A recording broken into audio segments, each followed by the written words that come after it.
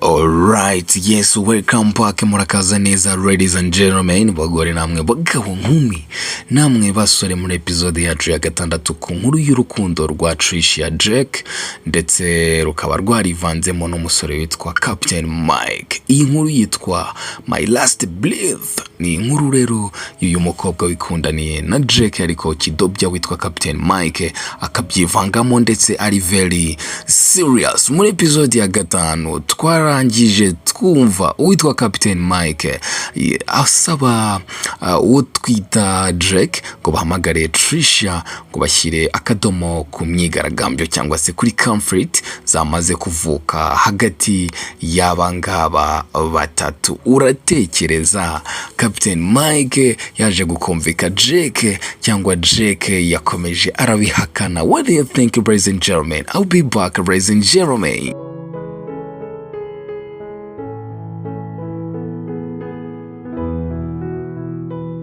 Yes, murabizi rero yuko twasize Jack yatangiye kwiyahuza byeri. Uku nguku rero niko episode yacu n'ubundi ya gatandatu itangiye. Wita Jack yakomeje kunywa inzoga nyinshi cyane yavanze rikeri na byeri bisanzwe. Umusore wacu rero aza kunanirwa byahatari. Captain Mike ari soba, narababwiye ngo no muniga ni gentleman, ni gangster, n'umujura byadanje.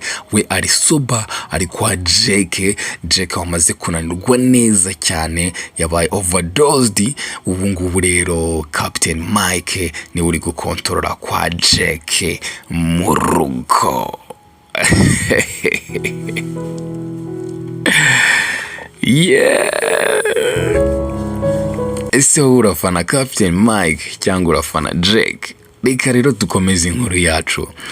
Captain Mike rero yamaze guhamagara uwitwa Tricia amubwira uko bimeze byose, anamusaba yuko yaza kwa Jack kubera ko ngo Jack yamaze kuba overdose kandi ngari byiza ko yahagira kugira ngo Jack naramuka azanzamutse baze kugira ibyo bavugana babe babishyira ku ruhande. Tricia aramubwira ati Captain Mike, ibyo wambwira byose nimba Jack ari kuri iyo level, nimba Jack koko official yaramenye ko ari wowe turyamana, nimba Jack yaratuvumbuye, nta kintu cyaba kinzanya aho ngaho, ntacyo nabanje gukora rwose, wikwirirwa unduhiriza ubusa. Umukobwa wacu rero ahuye n'ibibazo bikomeye cyane, ahuye n'uruva gusenya. Mbibutse yuko uyu mukobwa witwa Tricia nubwo afite